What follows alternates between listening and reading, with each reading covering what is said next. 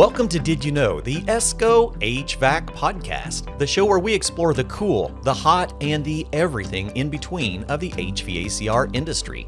Each week, we dig into the innovations, the insights, and the inspiring stories that power our trade, from the classroom to the job site and beyond. This episode is brought to you by this week's amazing sponsors: Daikin Comfort Technology, perfecting the air since 1924. Service Logic, people first, always. Hudson Technologies, 1 pound reclaimed is 1 pound not made. iConnect Training, supporting HVAC and refrigeration instructors, as well as the United Association of Journeymen and Apprentices of the Plumbing and Pipe Fitting Industry of the United States and Canada, built on excellence since 1889. Whether you're just getting started or you've been turning wrenches for decades like myself, there's always something new for us to learn. I'm Clifton Beck, and this is Did You Know, the ESCO HVAC podcast. Let's dive in. Hello, everyone. Welcome to Did You Know, the ESCO HVAC podcast. Today, we're spending some time with my good friend Jim Fultz from Copeland, White-Rodgers. How are you? I'm doing great. Thanks for having me. Yeah, absolutely. You were passing through Indiana and came by to say hello, and we wanted to sit and do a recap on SkillsUSA. We were both down at SkillsUSA competition last week in Atlanta, Georgia, and we seen some things that's worth discussing. One of the primary things that I think was fascinating, the winner was a 17-year-old female. Yeah, that's amazing. It's crazy.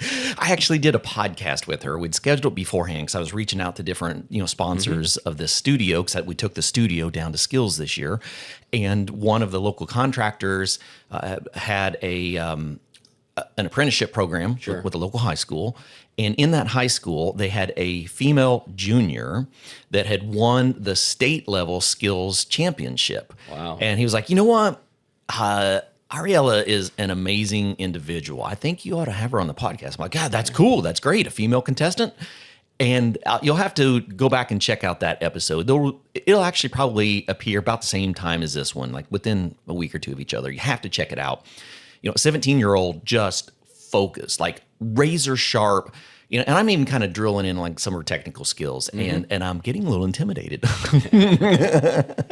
And it was so intriguing to find that this year at SkillsUSA, they actually had more high school participants than they did post-secondary. Wow. For the first time ever. So you're talking about participants in SkillsUSA, high school, secondary, which is like technical colleges. Yep, absolutely. And one of the things that the listeners that are listening here today may be saying, SkillsUSA, what is it? What good call.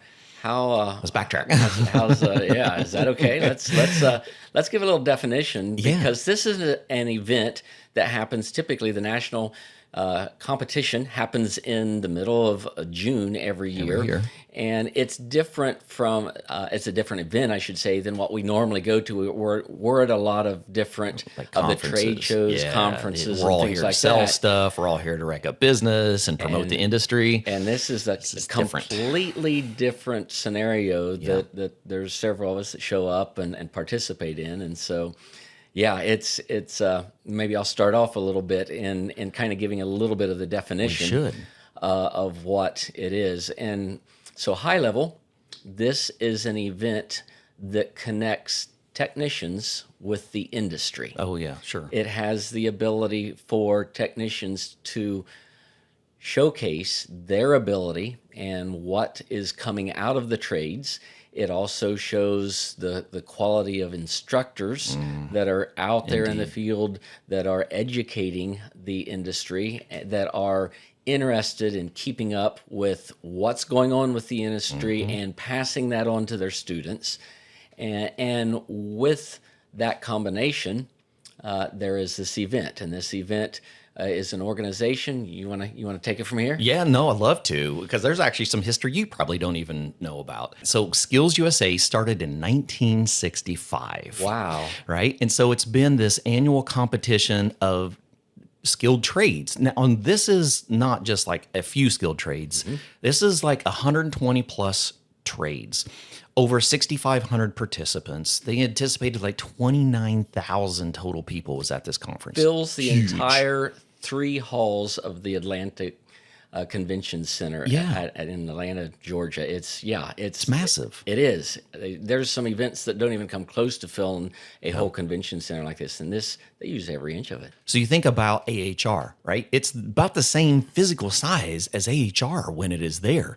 But yet this is all students competing. So we have high school, we have our post-secondary, and I was told when we were down there that we actually now have middle school participants. Wow. Now, they don't get to compete in the same class as the high school and the post-secondary, but they now have their own introductory to skilled trades competitions for middle schoolers. Wow. So a little bit about the layout. Yeah.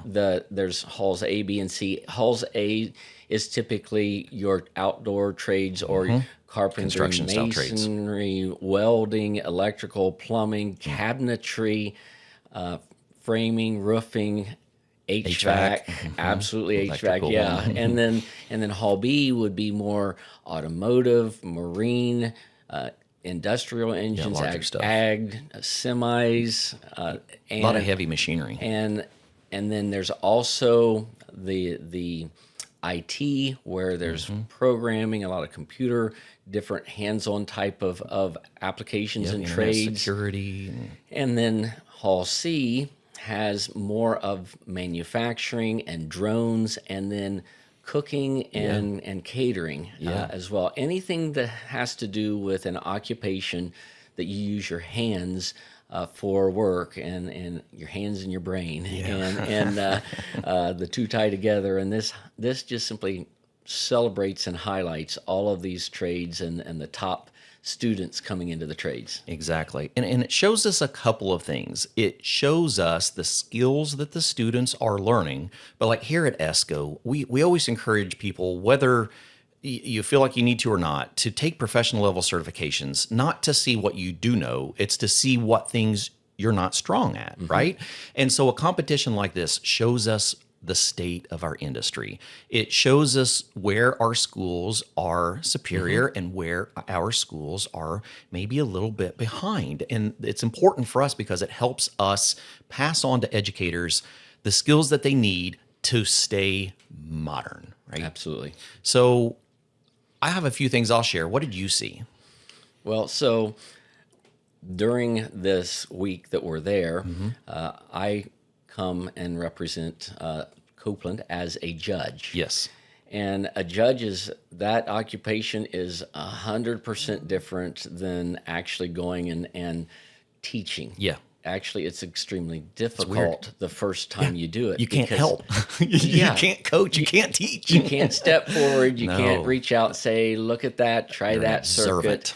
observant. Look at how you're doing this. Yeah. You just simply have to stand back, observe, and through that observation, then we're just simply going and not being able to give any feedback at that level Right. for what's going on. Now, that being said, one of the things that I really enjoy about this is as I'm standing back behind and the contestant is going through the process of troubleshooting. Yep.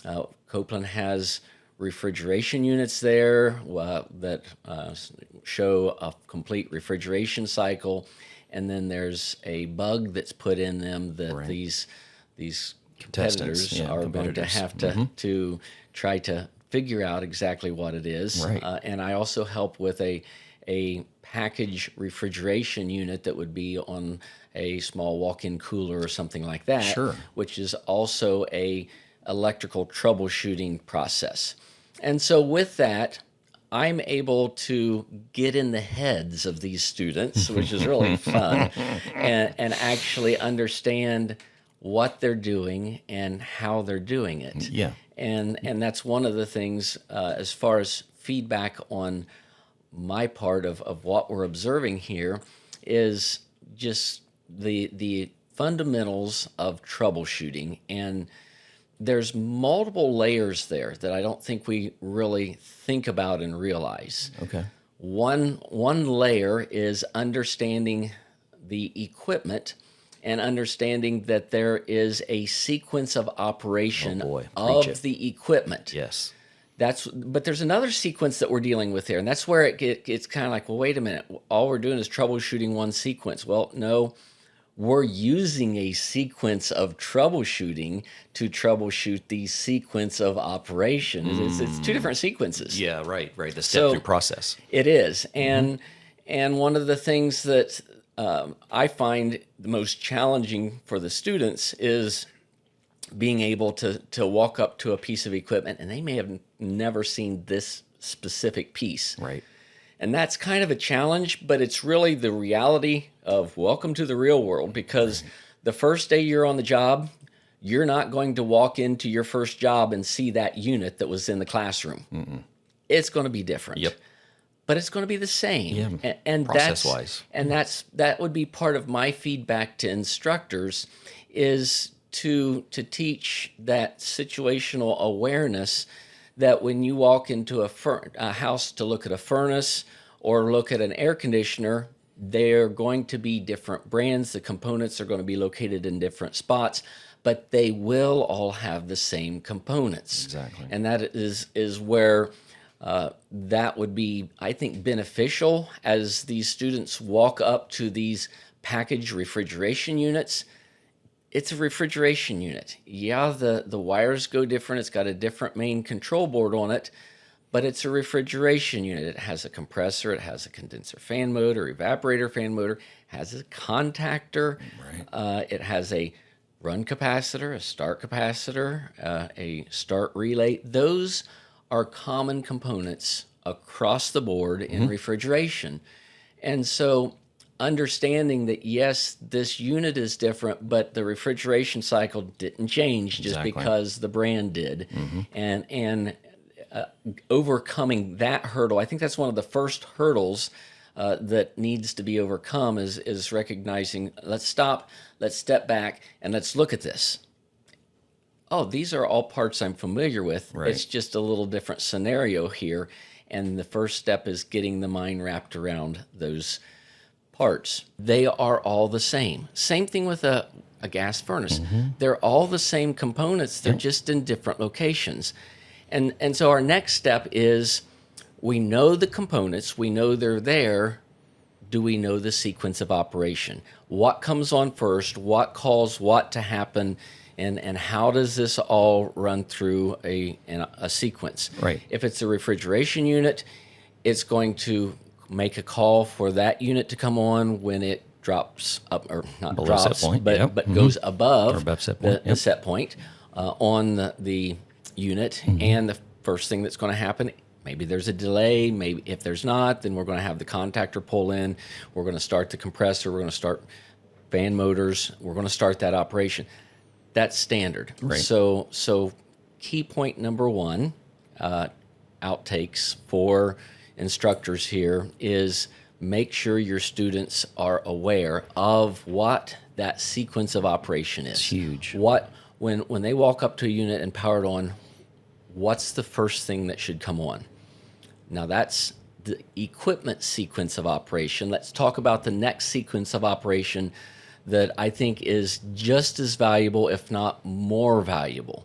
And that is the sequence of troubleshooting. Once you've found an error in the sequence, what's next? Well, but let's back up here a minute. Okay. Because we haven't found the issue. We power the unit up and things aren't working. Where do we start? And that's kind of the freeze point in a lot of technicians. I know it was for me when I was first starting. It was like, where do I start? Right. What do I look at first? What do I establish? And so let's build a sequence of troubleshooting. What are we going to first check when we walk up to a unit? And an overarching first check should be pretty easy, standard. And you don't even have to use a meter half the time for this. Does it have power? Right. Is the power coming to the unit? And if it's got a control board on it and the control board lights up, what's it tell you? I got something. The power's there. So it's a rare occasion that we have a low power source. We don't have our full voltage. That's always a possibility. But if we have powers there, we're ready to take the next step in the sequence of what are we checking next? What should we be looking for after we establish there's power? What's not working? And a lot of times what I have found is let's go from what's not working and work backwards from there. Well, how do we know what's not working? That's where the sequence of operation comes in. Sure.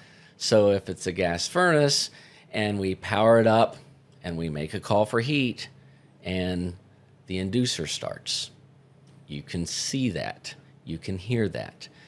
You most of the time can hear the pressure switch closed. After that, you got the 30-second pre-purge. After 30 seconds, you should see an igniter glow. And so all of these things are observable without even having a meter. You don't need to walk up when you're troubleshooting something with meter leads in your hand saying, where do I touch first? Right. You don't need to do that because we're by nature, a lot of us are ADHD people and we love working with our hands, and the common sense thought process that we have all been blessed with is one that's going to help us say, that happened, wait a minute, that didn't happen. Right. What are we looking at? And at that point, now that we have established something's not happening, now we can pull out the leads and now we can start the thought process of, is this functioning? How do we test this? So often I see that's where the hiccup is not knowing what to look for on the next step.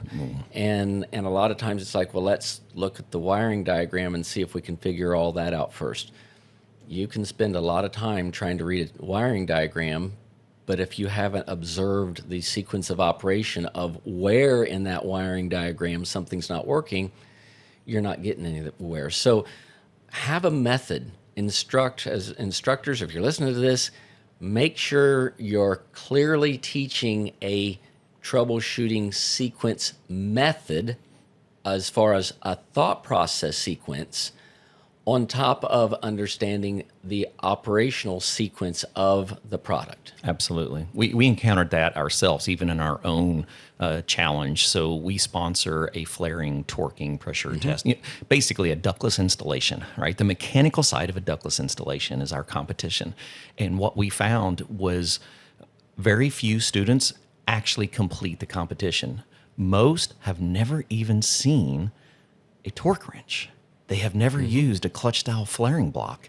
And so there's nothing for them to go by except for an installation manual, right? And we have a lot. And I kind of hate to say it, but I am aware of it. Most of the men don't read the installation manual, and almost all of the women do. There you go. And that's what it comes down to, because the ladies that come to the competition, if their instructor has never taught them the sequence of cutting tubing and reaming and flaring and torquing, they immediately will go, do you have an installation manual for this product? And we go, sure. And those are usually the ones that complete it. But we have a lot of students that have not been taught that sequence of operation for proper flaring.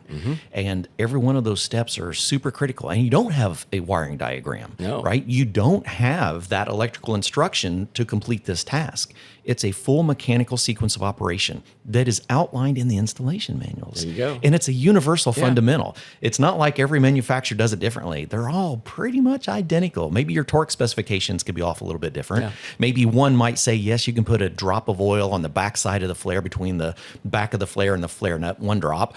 Or they might say, nah, we'd rather you didn't. But the actual procedure is right there. And so what we're finding is a lot of that sequence of operation that is not being taught clearly, or at least is not being received clearly. And that's where I kind of hesitate even to be discussing this, because I don't want to infer that these students aren't getting education in their classroom, because they absolutely are. They come through and they can shine with this. It's just the pressure of being there sometimes for the student. It takes a different layer here that we need to consider as the students being judged, they're being watched. Under pressure. They got somebody right there by their side or back that's observing them, and that can be difficult too. the reality is that's some of the best experience they can get, Yep. because it won't be very long where they have a homeowner standing Yeah, behind their someone's going to shoulder be watching. saying, what are you doing there? Yeah. Absolutely. So yeah, and maybe that's something to consider as well, as the instructors are running these students through. Have another student stand behind one and observant. observe, be the watcher, Yep. so that the students are like, I got somebody watching me. And another piece of that would be beneficial is for that student to be able to rehearse out loud what they're doing while You they're bet. doing it for the other students, so that they could actually get that in place. Now, we say that, and in real life, as a technician that started from the ground up as well, Right. that's something that you got into a system, and here's the problem. I found that this is what it is, and you got confidence because you know it is, and you tell them what the problem is. You tell them how much the part is. You do the repair. You go to fire it up, and you find out Back to ground zero. it was a secondary issue, that there was another issue. And so I don't know that that's anything that I have ever heard being instructed in the classroom. If you're out there doing it, kudos to Awesome. you, because one of the processes when you're troubleshooting and then you're sharing with the homeowner is this. It's not, this is what I found. It's, this is what I found so far. Right. I can't verify it until After this is taken care of, because there may be something else that caused this to happen. And so often as a technician, you are so pumped, so excited, I got it, I know this is what it is, and you don't share that. And that's one of the most embarrassing things to do as a technician, is to have to go back to the homeowner and say, that didn't fully solve the issue. Absolutely. And so it's interesting to see the things that are being received well from students, the things that may not be received as well. But as educators, we encourage all of you to participate. If your program is not already participating in SkillsUSA, reach out to your local chapter. So Skills, they have competitions at the regional, at the state, and then at the national competition. And it's a way to be able to evaluate your program. It's a way to see how other programs are doing. Even if you're not going to be entering students in for next year's competition, I encourage you to go, to go watch, see how the students are doing. You'll also see instructors, you'll see parents that are there with them as well. And so you'll get that full interaction, and you'll be able to talk to other instructors, because maybe you're struggling with getting the students to retain something you're teaching them, a methodology that you're teaching them, a fundamental that you're teaching them. And you may go to the competition and see a student just knocking it out of the park. You have the opportunity to walk up to the actual instructor and go, okay, what are you doing different that I haven't figured out yet? And they're willing to share. Oh, absolutely. Right? Even though they're competing, they know that it's the student that's competing, and there's so much information that is gained just from that, just from the participating, as well as judging. There's always, that opportunity, if you don't have students that are entering it in, to work with manufacturers to become a judge. My first time judging at SkillsUSA was for Copeland. Wow. Back in, I went to work at Johnstone Supply in 2018, so it would have been the 2018 competition. I was invited to come be a judge at the Skills at the Copeland refrigeration trainer, and I was wet under the collar. Boy, I tell you, I was sweating it. But what I did learn was how big this industry is. Yes. How much support is there, and how highly skilled some of our technicians are going out into the industry. I mean, I honestly, sitting here listening to the 17-year-old female that won the competition, she could be intimidating, because when you talk to her about a sequence of operation, she was as thorough as any manual I've ever read. Yeah, So that's awesome. It was pretty intriguing to witness. Yeah, and she learned from an instructor that's going to share anything that he has with other instructors. That feature of our trade is something that is inspiring to me, because we are in such a humble profession that nobody thinks that their method they can't share with somebody else. Right. If there's something that's going to improve the industry, I have yet to meet somebody that says, "No, I'm not going to tell you how I did I that." agree. They willingly share, and to your point, these instructors, they're more than glad to share what they're doing, how they're doing it, and improve. And that's a little really what we're wanting to share here that we've already shared today is, hey, consider these things in your classroom because we want you to succeed. We want your students to be more successful. 100%. So encourage you all, if you're not already participating and joining, come join us next year at the Skills USA competition. We'd love to hang out and talk HVAC. There you go. Absolutely. All right, Jim, thank you so much for hanging out with us today. Thank you for having me.